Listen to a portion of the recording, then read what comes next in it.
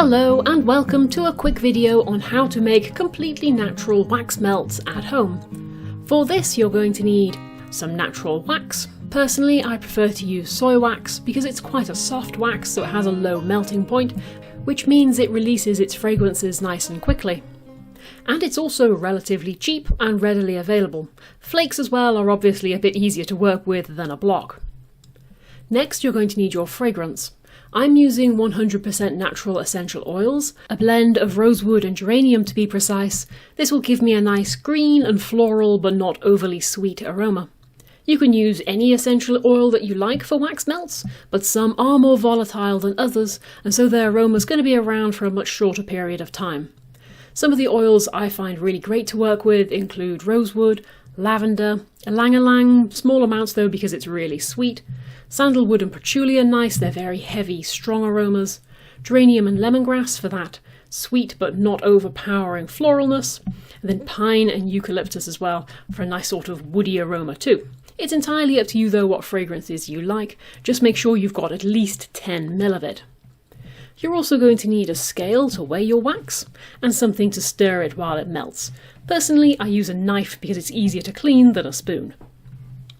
You're also going to need a mould to pour your wax into, and I really like the clean lines of this simple square ice cube tray, but any silicone mould is fine, you can use it so long as it's soft and thin enough that you can actually pop the wax melts out of it. If this is your first time making wax melts, avoid anything that's too fancy in shape. While these look really lovely, it's better to get used to working with wax and know its limitations before you start playing about with these. A simple square, circle or heart is absolutely perfect to get started. You're also going to need a heat-proof jug or bowl, a jug makes pouring a lot easier, and a small pan. Also, optionally, you can have a thermometer as well at your side. This is because you need to add your fragrance before the temperature reaches 85 degrees C. And this is really important because you don't want it to get too hot, otherwise you risk your essential oils from evaporating away too quickly and not being in the wax. But you don't really need a thermometer for this, especially if you're working with soy wax because it melts at a much lower temperature. Just be sure to add the oils as soon as the wax is melted. And that's it. I'll put links in the description below to all of the ingredients that I'm using, but let's take a look at making our first wax melts. And the first thing you need to do is measure out 90 grams of your wax into the heat-proof jug.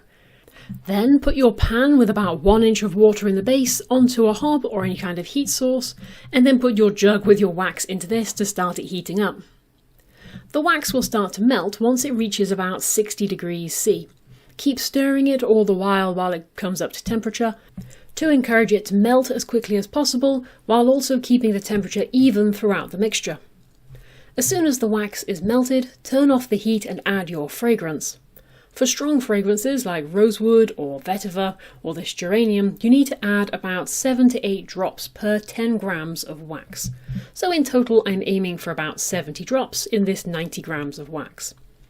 And because rosewood is weaker than geranium, I'm going to do 40 drops of the rose and then 30 drops of the geranium, just so that the geranium doesn't become overpowering. Obviously, you can pre-mix this before you reach this stage, so long as you know how much wax you're going to be using, you know roughly how many drops of the essential oil you're going to need. Especially this is good if you have a very slow dripping bottles of essential oil, you don't want to be standing there for ages. But either way, now is the time to add your fragrance, and also any dyes if you're going to be wanting to change the colour of your mixture as well. Just make sure, because you're only working with small batches, remember that dyes tend to be really powerful.